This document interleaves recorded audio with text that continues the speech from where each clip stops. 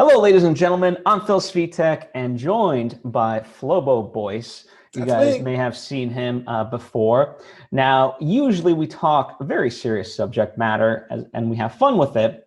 But today, Flobo's a wrestling guy and he does a bunch of wrestling after shows. Why don't you give him the rundown of what you do? Yeah, so currently I work on Draped in Gold, which is a project that my friend and I, Jack, work on. We cap both NXT USA and NXT UK, which is a brand I really love, underneath the WWE umbrella. But before that, I was on this network called AfterBuzz TV, where I did the Monday Night Raw after show, the NXT after show. I was a frequent contributor on the pay-per-views, because unlike a lot of different hosts that come to wrestling from different things, like I love the character work. Athleticism is great. Storylines are great too, but I think everyone focuses on that too much. For me, I just love the characters, and that's why I was a fan. It was like human comic books, and that's why I got into it. Perfect. Well, so because of that fact, and I like wrestling too. I'm not as involved as Flobo is, but I do enjoy it, and certainly at this point, I've interacted with enough actual wrestlers, whether Xbox, Stone Cold, and so forth. That's a name drop. just a couple. That I thought it would be fun because I'm a huge South Park guy, and I thought it'd be fun to have Flobo see the WTF episode from South Park, season 13, episode 10, if you're unfamiliar. And it's the episode where the kids really get into wrestling.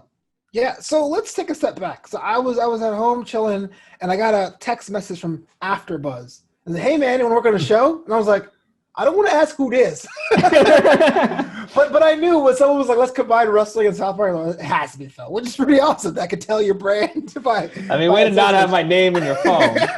I'm sorry. I had no idea. AfterBuzz. But yeah, I was, again, I said to you a bunch of times, I think I had the South Park N64 game in 96. And I haven't watched an episode of South Park since then. I'm a Simpsons guy, Futurama guy. In fact, you'll hear people on the internet say, "I can't believe the Simpsons are still on the air." I had no idea South Park was still on the air. They're going to continue. I had no idea. What do those guys talk about? I mean, I had no idea. And so it was kind of cool. We recapped the pandemic special. They did a pandemic special and things like that. Like, I mean, as long as the current events, South Park is going to be able to continue. South Park and Law and Order, basically the only two shows that have gone forever. But what I love about South Park, and in this way, it's an entry point. Like yes, there's certain references that, like, if you're a diehard, in particular, that you would really get a kick out of. But it is a standalone episode, so in that sense, like. And you kind of obviously know the vibe. It's not like you've never seen South Park in your life. So you kind of, okay, I get the general gist, and let's just go with it. So here's the thing that makes South Park awesome and awful at the same time. Because as a wrestling fan my entire life, meaning I've lived through 2 periods of time where wrestling was popular and about 3 where it wasn't. And it was kind of like, you like wrestling? Ugh. We are kind of protective of that. And that's why a lot of our fandoms are very specific. Star Trek's the same way. Star Wars can be the same way. Wrestling is one of those kind of fandoms. And so when this episode opens, and I know it's going to be the South Park treatment, I was ready to cringe. I was ready to be like, how are they going to mess up the whole spirit of wrestling? And the first scene I was like, wasn't sold. But what I realized over time, they kind of split the 2 different halves of wrestling to do 2 different storylines of what the boys were doing, what the coach was doing. I was like, yeah. No, I mean, for better or worse, one of the things I love about like South Park fans in general, like they always feel South Park fits their ideology. And it's like South Park at the end of the day is an equal opportunity offender. They don't care. You can call it nihilistic or whatever, and that to me, here's the thing, like, obviously I take things very seriously and things, but at the end of the day, I love the idea of being able to have humor about yourself.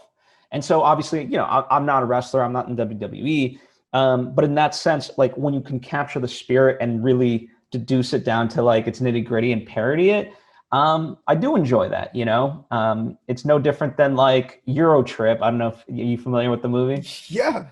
So in Euro Trip, they're traveling Europe, and they end up in this shithole, and there's like a quote unquote representational map of a dining table, and it just shows an ashtray of where they're at.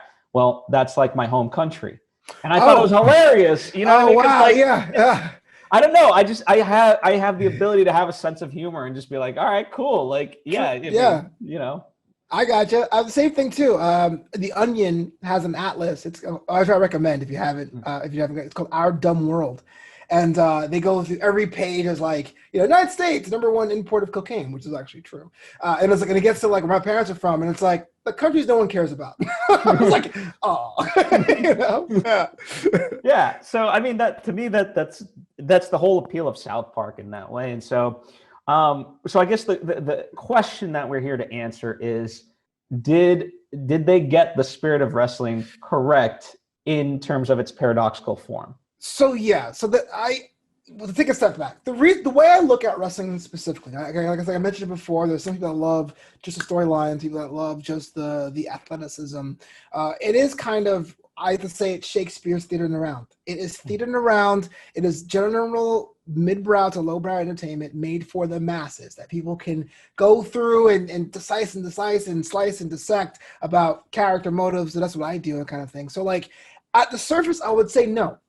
But what I did think, and I did appreciate this, it was one half of how ridiculous the storytelling can be, especially in the Attitude Era, where they was pushing that envelope, where it was kind of like this Jerry Springer trash TV. But there is kind of like the voice of like the pure fans, the voice of the old generation in the coach being like, no, it's grapples and holds. What are you doing? This is all extra stuff. And so I think having those, and at the end, the coach getting awarded by getting a job was the perfect dovetail. So like it started off in a way, and I was kind of like almost being offended, and then it came back in a way that goes, okay, at least they understand. Because as a nerd, I worry about shows like Big Bang Theory, which gets things so wrong. I refuse to watch that program. It's over at this point, but. Oh yeah, that's because when I didn't watch it, it was only a matter of decades. It was all downhill. But so I was a little concerned, but it ended up working out to be a very smart take on what's going on. Wait, what do you consider? What concerns do you have with Big Bang Theory? Like, it's such a popular show, right? Like, you just see these insane stats of how many people watched it, and yet, like in circles of friends that I know, no one's ever like seen an episode. Yeah, I'm probably the only one who I've literally seen every episode. Sure. So it's definitely made for people, or made by people, or for people who think what nerds are. As somebody that was a nerd before it was cool, I feel like I'm a veteran of a forgotten war. Like my favorite superhero of all time is Green Lantern, right? Mm-hmm. And if you guys have watched that show, one of the characters, Sheldon, I believe is, Sheldon bastard. Yeah, I mean it's a bastardization of the culture in that sense. Yeah. I mean, if you're going to be a big fan, get it right. Make me engaged. And so when he messed up the oath, the recharging oath, I was like, then I know this is definitely a role that you're writing for someone else, and not for me. Yeah. No, I get you. And that's what does for me South Park separates in that way, is because this is stuff that Matt and Trey do love, and so they don't just have like a surface knowledge of it. They can deep dive a little bit further beyond that.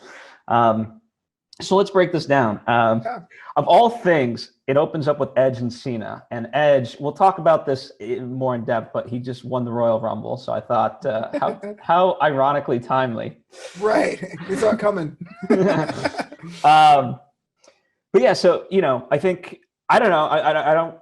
This, for me, it came out when, I was a little bit older, but I remember still being like a kid, like these boys, and just us like being in love with wrestling and wanting to be like, yeah, this is wrestling, we're going to do this and whatever. And you kind of emulate the ridiculousness of it rather than the athleticism of it. True. So did it, as far as the boys, did it capture that spirit for you initially? I think everyone who was a wrestling fan when they were a kid made championship belt on a cardboard or walked into a room going, I'm a sexy boy. And I remember being a kid and I asked my mom for months and months and months to take me to a show. And of course my mom was like, no, because at the time the only arena was in the city, was in Manhattan. It was Madison Square Garden. And we lived in Brooklyn. And my mom was not going to go across town. So she sent my cousin to see a Raw taping. And if you guys have not seen WWE live, that is an experience on top of an experience. So not only you're getting the rough and tumble of the craft of wrestling, there was pyrotechnics and video screens and theme songs and booming television commercials are playing around when this thing is going. It is a sensory treat. So I, like the boys in the first scene, had that moment of like, whoa, I want to do this. I mean, I was totally pudgy, so I couldn't. But I was like, whoa, I want to do this. I was totally on board with that. Yeah, and I mean, for those not in the know, like wrestling has always pushed the technological advancements within the, let's call it the television space. Mm-hmm. I mean, like as far as like cameras, HD, visual effects, like you said, pyro, like they drive a lot of innovation, which is really cool. They debuted an 8K camera at the end of the year last year. 8K with a variable depth perception. So people come out and they look like 3D when they're walking down the ring. Like, what? Why we need this? But now I want it every single week. Yeah, no, exactly. And having been to a few, luckily, shows, the atmosphere, and especially like I've gotten to be, kind of pretty much ringside, which is like, for me, you can't get better than that. And so, I just love that feel. And what's funny, obviously this is from years ago, but when do you get the sense like people started talking about wrestling as like storylines and things like that? Because obviously part of what they're parodying is the idea that this is all real. Yeah. Well, it's not. No. Well, there's a hard. It ain't real. Good night, everybody. There's a hard and soft answer for that one. To get to the history of the hard stuff, it was the WWE was forced to come out and say it was entertainment. Vince McMahon was in the midst of a steroids trial, and during that time, wrestling was still regulated as an illegitimate sport per state, like the Nevada Athletic Commission, the New York Athletic Commission. And so on trial, it was like, no, it's entertainment. And that was like the big thing in the early to mid 90s. But I think most of us kind of got it during the Attitude Era, when we said, look, this is the adult product. Overnight, everyone's cursing, and there's like pyro, there's characters, there's groups called PMS, and they're manservant meat and beaver cleavage. Like it kind of became an over the top thing where it was kind of like the Santa Claus moment. You think it's real to a point, you go, it can't be, and you feel super smart about the fact you figured it out. Yeah. No, but I mean, it's funny, like regardless, obviously, like I really love the inclusion of the fans. Because even if you do know, I mean, at this point, whatever, like you can still talk about it in those terms, and you just get so lost behind it of like, he don't run away from fights, only responsibilities. You just get so vested into it. Yeah. It's like being doubled down in your character. I mean, it's one of those things where you're like, it's so ridiculous, but like, yeah, it's how promos really are. It's just simplified. Yeah. And of course, I mean, it is sports in that way. So like, you're still rooting, like you have your favorites and things like that. No different than you have like a favorite sports team. So you got, in terms of this episode, El Pollo Loco fans. And of course, they're all the Mexicans. Like, El Pollo Loco. Yeah, I love it. Who's your favorite out of the kids? Oh, wow. That's a deep question, man. I didn't have time to think about that. I always root for Token because he plays bass. But he was actually one of the worst ones, apparently. I wanted to cut him off after that showcase. But is that a commentary on R-Truth, since he was that's what he was parodying? But you know what it was about R-Truth, man? Like, here's a guy. I mean, he's like, what, 49 years old? And he found a way to make himself work in 2020. And that's an inspiration for a lot of people. But it just so happens that Token didn't have that skill at all. No,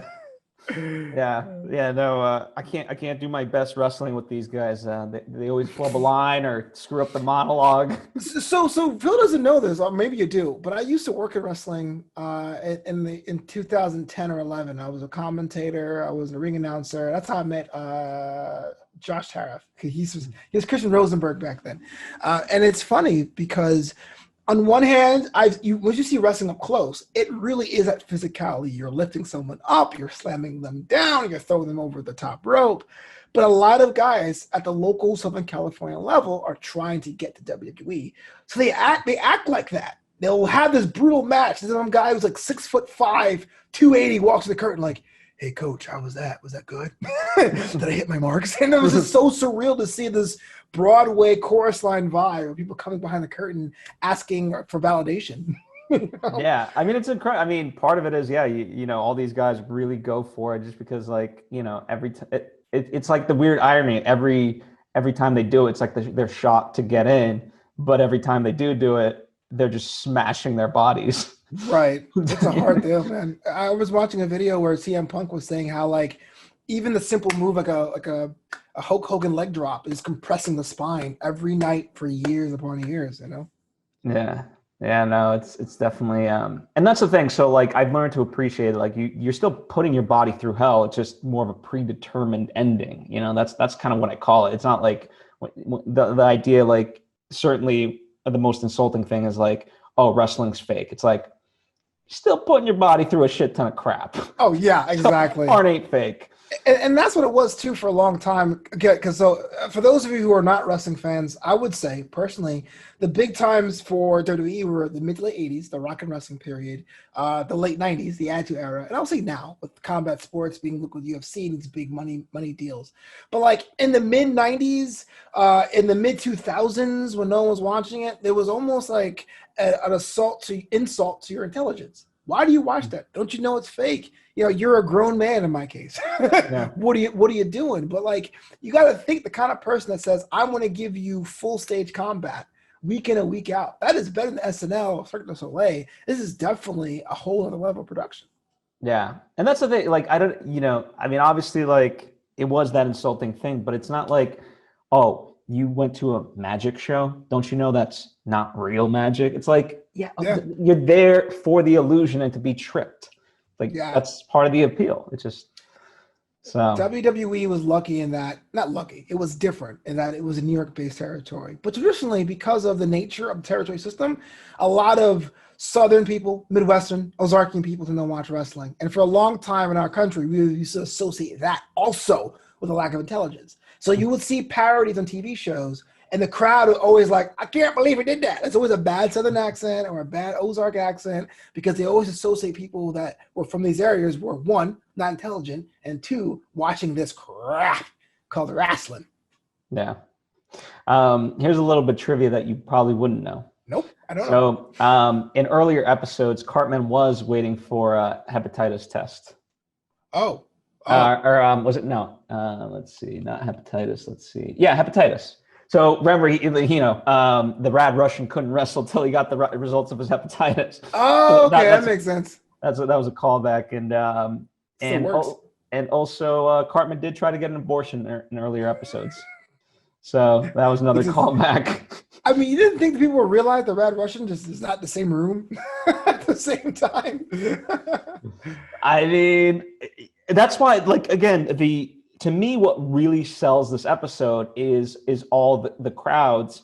And so, like, when they're at the bar of like, what do you mean it ain't real? There's a girl not even 10 who's had about 14 abortions, but I guess that ain't just real enough for you. Yeah, it's real talk, man, because it's the relatable factor of it all. Yeah. And like, I mean, here's the thing, I don't know for you, but there was always a disconnect for me between wrestling, as South Park says, and then, the WWE, because I did watch WWE wrestling, right? Before, like, we got to like high school wrestling or whatever. And then you get to this thing and you're like, well, I'm going to use their terminology of like, what is this gay shit? Right. And there was a disconnect for me of like, what? This is lame. And I was like, it's funny how they used to call that amateur wrestling, and the pro wrestling was the stuff that was predetermined. The story goes that Kofi Kingston started wrestling that way because he thought that was actual WWE. So he was a wrestler in high school because he thought that was actual wrestling. He showed up one day and was like, oh, I guess we're doing this, Yeah. There's a book that I recommend. It's like the comic book History of Pro Wrestling. It's like illustrated, and you can see how that kind of diverged and how chain wrestling became catch can, which became the story and the version we have now.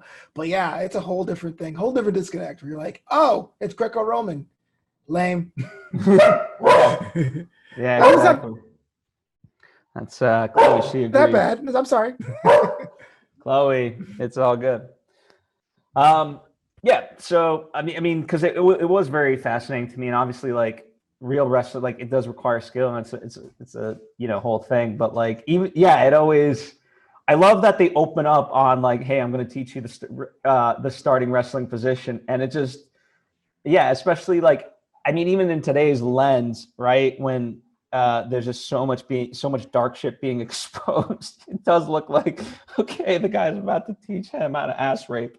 Right, and that's how you get let go because of like quote unquote gay porn in his phone or child porn in his phone. It's kind of tragic, but I think we've all thought about that. Not like that way, not the rape stuff, but like when you were a kid and you would see unitards and the guard positions and stuff, you go, huh, why would anyone volunteer for this? Like, there's no pyro. It's all the ring is actually circle. Like what? Like I want something different. Yeah, no, exactly. What did you? I love the fact that they brought in Vince McMahon and made him a character. Okay, and the whole thing, like, they are decent wrestlers. Let's see how their through line develops in the second act. Yeah. So that's what I was saying. I think when Vince showed up, I was like, okay, I got it. You basically have Hamilton eyes this. And granted, Hamilton was around back then. And having Vince McMahon having the night at the opera in the balcony with golden binoculars, I was like, okay, I get it. This is going to be a show. And the fact he said they were good wrestlers is like, one, a commentary on Vince McMahon's selection of it factor, right? Because The Rock isn't the most technical wrestler, or neither was Hogan, neither was Cena, but those guys are superstars. And two, it was kind of like, okay, now we know this is an alternate universe where Vince McMahon will go to South Park, Colorado to watch a show, Yes. Yeah, no, of course. And the whole aspect, I mean the whole like they really lean into the theater aspect. It's like any Shakespearean play with the one spotlight. We open, right. It reminds you of Romeo and Juliet, where they kind of have that opening monologue. Yeah, intermissions and all that. Yeah, and I love, obviously, like, they're serving, it's like stadium food, right? So you get hot dogs and beer type of thing. Here they have their glasses of wine. It's so sophisticated. Well, man, it's high art. You've had auditions for a replacement, so. What did you think of that? Because that I thought that to me was brilliant. Of like, I mean, I love whenever South Park, I don't think gets the credit for having these musical numbers in general, and so for him to sing like that Undertaker line. Yeah. So here's the thing too, like. Again, wrestlers are all athletic. They punch, they kick, they slam. But if you ever watch a tape of someone applying when they go to like the actual tryout, they're in the ring and they have to cut a promo. So yes, they're not doing the splits, but it is kind of accurate in that way. So I was down with it. Like you said, I don't really, as someone who hasn't watched a lot of South Park, I can't think of many South Park songs that have crossed over, as opposed to like a Seth MacFarlane show where they kind of like pushed that a lot. But it was kind of fun to see a musical aspect of this. Have you heard Kyle's Mom is a bitch, that song? No. That was like with the movie, and yeah. Okay. I saw the movie. I saw it was so bigger, longer, and uncut. But that was. But the movie, okay. Anyway, I don't blame Canada. I remember that one. Blame Canada. I got an Oscar nom. Yeah, and again, just the whole leaning aspect to it, where like the boy's like, oh, he's a really good wrestler. Yeah, he does work. I just love the little touches, like with El Pollo Loco, of like, you can't keep Irene's aborted baby.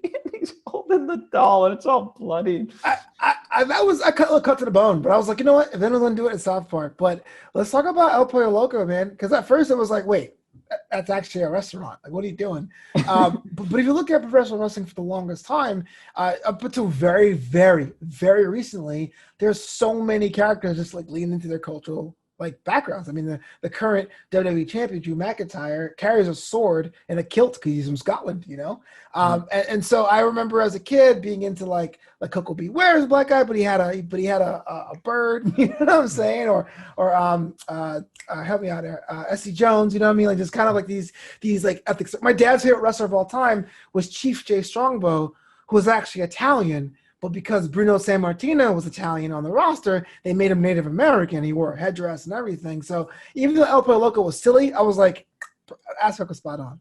Well, I mean, obviously, like part of it was the throw to Lucha, and that's a big part of it, And so like Rey Mysterio, he's such a big part of everything, and Yeah. And no, absolutely. More currently, I look at like Rusev, the right. Russian kind of theme of like, I will break, right. Back to like Rocky IV days and stuff like that. Rocky IV.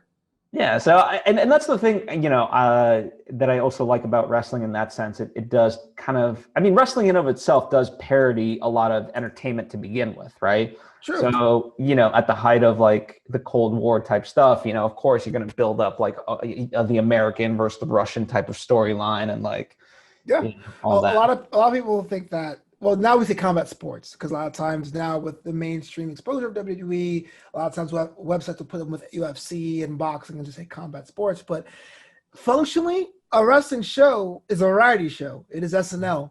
That's why I don't particularly go with the soap opera comparison, but I understand it. So you'll have like comedy segments, you'll have like video packages or promo packages, and you're right, we do get our senses hiding ripped from the storylines. If there is a internal conflict, there's characters with that. 5 years ago, before the Trump administration, for example, there was a neoconservative stable led by Zeb Coulter and Jack Swagger, and they would grab their side and say, "We the people," and the Gadsden flag would be flying over their heads when they walked down the ramp. And I was like, that would be too close to the bone in 2019, 2020. But back then, it was like, hey, why not? It's what's going on right now. Tea Party action. Yeah, no, and I love the whole idea of good for you, Stan Man, for serving your country. Yeah, exactly. That kid's meant to numb. Yeah, because we was hammered home if you have a United States or American gimmick or character. It's like, oh, a hero. Yeah, exactly. So what? Any like stray, just fun bits that you absolutely enjoyed?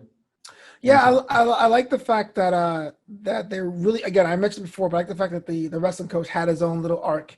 He was really devoted to his job, got cast aside, got let go, and then he got signed because not only could he wrestle, he got in the ropes and gave a heartfelt promo. And this man was like, "Oh, this is amazing," and it's enough of a lesson to the boys to say, "Hey, look, you need to learn all the other stuff too." So that was pretty fun. Yeah, and I don't know if you knew this, but like the whole they took his job bit, that was kind of, it's a running gag in the show. And so I loved, and even if you didn't know that, obviously they set it up at the beginning with Edge and Cena. And then the fact, I just love how it just divulges, and eventually you just have this rooster just being like, yeah, awesome. no, so would you ever wrestle, Phil? Listen, I mean, if I had any talent, maybe. Ah. Well, speaking of that, okay, there's a great meme of like, so how on, let's say, safari nature shows, they get so close to, these lions eating gazelles and whatever, and it's like, why don't the animals ever notice the camera crew? And then the flip side is it's Cena. Yeah, with the camera. Yeah, you can't see me. Oh, dude, the Cena memes are the best. Like if you don't know anything about John Cena, you can't see him, and just search John Cena memes, and it's an afternoon delight. Absolutely, yeah, no, but I don't know. Yeah, I mean, because for me, like a big point of laughter was the idea of like they took his job. I just because again, it is a running through line, and just the simple idea of like they took his job. Yeah, no, I can't even afford my dog Rex. That's pretty good. You're a good wrestler, Phil. Okay, so let's do this. All right, we're gonna do wrestling tryouts. Okay. I'm gonna give you a scenario, and then you're gonna give me a scenario. We'll do roughly 20 seconds each. Okay. Okay. I don't have a timer, so we'll just make it up. Okay. So you just found out that Bad Irene aborted your baby. Okay. Now she was supposed to be a surrogate, right? So you and your wife, you've been trying to have this baby forever. You have you have a terminal disease. So you really wanted to see your kid. And now that Bad Irene has aborted the baby, you're never going to see this kid. Go. Bad Irene, how could you? My legacy was supposed to be in this ring and in the future, but you took that away from me. You made the ultimate sacrifice, but since you didn't tell me, I get to suffer. How could you? I see. I'm gonna give you some notes. I was really hoping you would push the tag team. Like my last match, it was supposed to be a tag team with me and my son. I was supposed to die in the ring and slap his hand, and he was gonna come in. Now I can't do that. Now I don't get to see my son and never wrestle with him or teach him how to wrestle. Be the greatest wrestler alive. You're a really good wrestler, Phil. All right, you get to give me a scenario. Okay. You've been working all day at the steel mill. Right before your match, you decide to go pick up your paycheck, but it turns out it was stolen by Stan the Man. Go. Stan the Man. You took my paycheck. This ain't the first time you took anything from me. You took my wife, then you take it to my second wife. And guess what? With my third wife, the baby that I thought was mine was yours. Haven't I given you enough? Don't I make my alimony payments to all of the wives that you've taken from me? Wow. You got to take my paycheck too? How am I supposed to live? How am I supposed to live? That was fantastic. There you go. Phil goes to Mania. That's really cool. Vince, if you're watching, let us know. He nailed it. He nailed it. All right, so let's kind of talk wrestling stuff. Let's start with the big news. Peacock acquiring essentially 5 years of WWE content. Yeah, the network. That's a good get for Peacock, but I'm curious, from your perspective. I am torn, but it's an imperfect tier. On one hand, the 2014 launch of the network was something that was seen as crazy at the time because, take a step back, they wanted to have an actual TV network and they couldn't find the cable clearance, so they went over the top. So that totally cannibalized their pay-per-view business for a while because pay-per-view was like between $40 and $70 a month, and then this is $10 a month for the entire year. So you spend some time building the brand, pushing people to the network. You have it. It actually has 1 million subscribers. You're doing very well. And it's like, okay, you're now in bed with Peacock, but what happens if Peacock goes sour? But the other hand of it, NBC and WWE have been in bed together for like 30 years, going back to Saturday Night's Main Event. So I guess the risk of them breaking up is pretty slim. And two, for some reason, in a pandemic, Vince McMahon has somehow got $1 billion from Peacock and $1 billion from Fox on the SmackDown brand. So Homeboy's winning. He's found a way to make money where this wrestling product of going to your local town like the circus and live event business dried up overnight. So props. I can't wait to get The Office with my network subscription when it transfers over in March.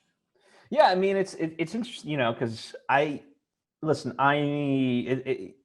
think there's so many streaming. Like, I don't have a negative viewpoint of Peacock. It's just like, numbers wise, it's like at that point, I'm being hyperbolic about it, but like, you have already 30 subscriptions, so you're like, I got to do another one. Yeah, it's the same though. They roll it over because the network is $10 a month. You get Peacock with ads for $5 and Peacock without ads for $10. So it'll be the same price, but now you get more stuff if you're a wrestling fan. Yeah, so what the crossover is from The Office to wrestling, I'm sure it's a good amount. What else is on Peacock? I'm trying to think. No idea. I guess all their Tonight shows, classic stuff, comedies, 30 Rock.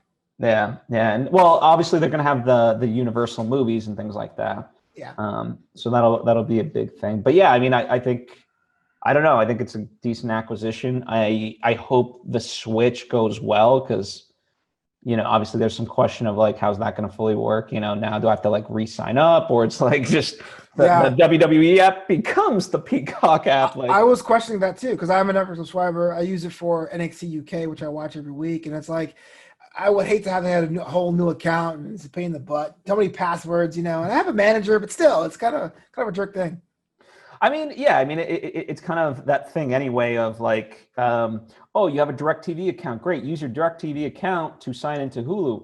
Oh, but with your Hulu account, you can also have Disney Plus. And when it's like, wait, so, okay, I'm going to use my Disney Plus. I'm going to use my DirecTV account to sign into Hulu, but then I'm going to bundle Hulu with, it's like, what? Yeah. So what account is the thing? Same thing. ESPN, cable subscriber login, Plus, Gold, whatever, man. We all complain about cable being too expensive, so we said we'd rather just pay more for a bunch of apps at once. I don't know what your mix is, but I have WWE. I have Sling. I have two separate Netflix accounts. It's a lot, man. I do. I mean, my primaries are Hulu, Netflix, HBO, Disney Plus.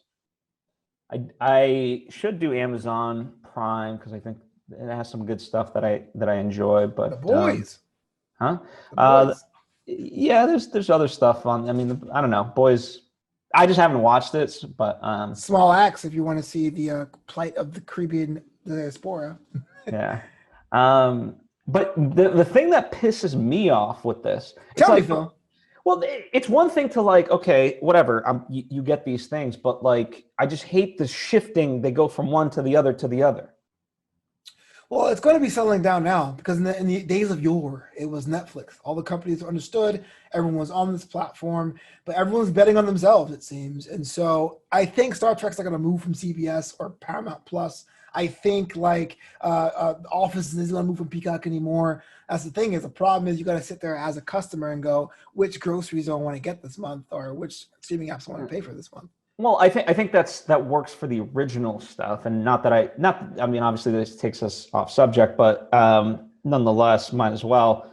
I think for the legacy movies, right? So, like for example, The Matrix, and I imagine that's going to end up back up on HBO Max, and that's where it's going to live permanently.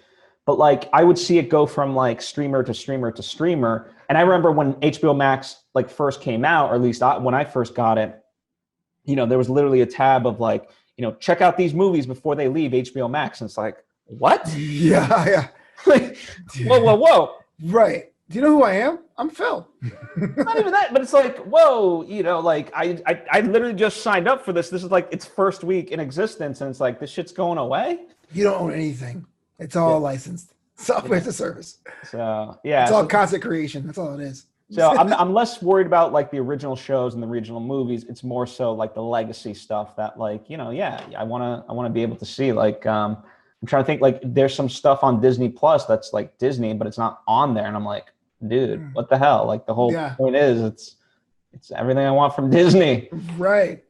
Yeah. It's got kind of a crunch for a lot of people too. I mean, I don't think anyone I know has everything like on their own, of course. You can change accounts and all that stuff. Not advocating for that.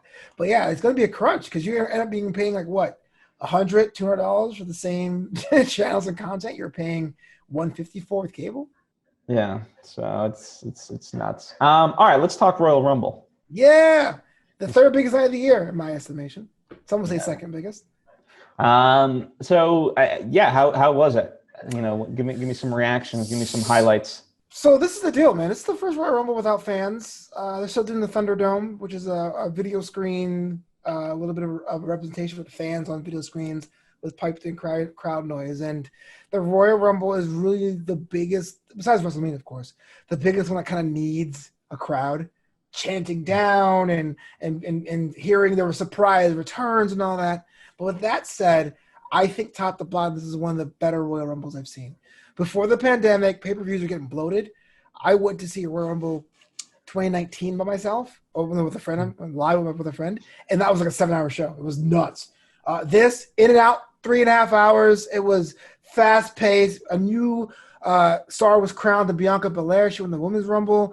Edge, if you're a fan of wrestling back then, I was never an Edge fan, but he came back and won his Royal Rumble. So top to bottom is worth the watch, for sure. Yeah. No, it's interesting. I mean, it's interesting because obviously, wasn't it WrestleMania that was the first like show that was like, let's call it quarantine? Yeah, it was. People thought they were going to squeeze in the WrestleMania before it got bad, but they got locked down. Then Florida made wrestling essential, wink. Yeah. And then it was the first 2-night event. So yeah, we're about almost a year in this pandemic thing. Yeah, but it's interesting. I mean, something like that. You can kind of do it in a way where, let's in theory, you have 3 people, right? You have the 2 wrestlers plus a referee.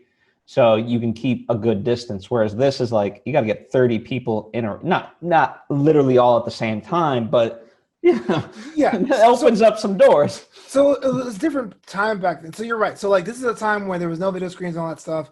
I hear, because I have friends that are WWE adjacent. I'm not trying to name drop. We arrive to the studio. You get tested daily. You get tested, quick tested daily. before you even get to go inside. So the theory is that it's a working bubble. But yeah, you're right. I mean, you can imagine, like Drew McIntyre, for example, got COVID 3 weeks before his match against Goldberg. And so he was out for 2 weeks getting into his match. And I know COVID kind of comes and goes, but as if you're a performer, you start to wonder, like, is there an issue there? Someone who's quickly recovered in sport coming back. Those are issues. But other than that, yeah, everyone's tested daily or when they enter the space. And there's a lot of moving parts, and we don't know what's being done exactly. But yeah, it's a fun time to be a wrestling fan, for sure. Yeah. And again, I'm not, I didn't bring that up as to question the validity. Obviously, I think every one of us in this world, or at least certainly America, we're trying to do, what we feel is right, however you determine that to be. And so, for some people that's extreme, it depends on your definition of whatever. Yeah. There's some people who act like the pandemic doesn't exist, and there's some people who act like we'll never leave the zombie apocalypse. Yeah, I cringe every time I hear someone who goes, "I'm not afraid." It's like, it's not about being afraid. It's about being smart. Yeah. I mean, for me, at this point, it's like the equivalent of like, okay, what do I got? It's like if I get in a car, I know I have to put on a seatbelt and not be drunk or whatever other sort of safety precautions in order to be a safe driver, right? Right. Probably should have a license and have learn how to drive, that type of thing. Number one. So that's how I treat the pandemic. It's like, okay, well, what's the stuff that I got to do to keep safe? And obviously there's risk, X, Y, and Z, but I don't know. That's you're going down, Hammerclaw. Hammerclaw. So good. Any I think we covered everything, but any other stray observations or just top of mind thoughts? I'm not sure if wrestling's going to be like the Stone Cold era where we would all go, "Oh my God, Stone Cold," but I think this is going to be the new normal for it as far as how much permeance it has in pop culture. I think it's a lot hotter than it was in the mid-2000s. There are institutions now, there's competing promotions and AEW and all that stuff, and I think now is the best time to get into being a wrestling fan, because whether or not these companies diversify into more movies and TV shows, we're seeing more documentaries and all, I don't think we can dust it off and say it's for the unintelligent, it's for the silly people anymore. It's here to stay. Yeah. And that's not, a whole separate thing, but like the WWE documentaries, they're so well done. Like just talk to, fine, forget like storyline for a minute, but just the way it tells a narrative, the way it's shot, the way it's intercut, the music, just the technique itself is, like if you want to just study documentary filmmaking in and of itself, wrestling documentaries are top notch. I always say this on Twitter because I live tweet. I comically live tweet. I live snark some of the shows. My job is to be funny with it when things that make no sense. But I always say this: if ever they ever wanted to, WWE can slice off their production video package documentary bit. Just call it like WWE Studios, and that might be one of the more premier production houses on the planet. They're just that good. They work insanely fast. The quality is crisp. I don't know how much they get paid, but they should get raises for sure. Yeah. I have no insight into the financials of any of that. All right. Well, this was awesome. Tell the people where they can follow your wrestling stuff and you in general. Oh yeah, you can see me live snark Raw and NXT on Twitter at Flubble Voice, but the show that I'm a part of, where we recap NXT and NXT UK, is called Draped in Gold. Learn more at drapedingold.com. Awesome. And I'm at Phil Svitek. And let us know, in the comments section, or hit us up on social media. Let us know what you thought of this episode. If you're a wrestling fan, if you're just a South Park fan, if you just want to chat with us, like let's do it. Let's do it, Hammerclaw!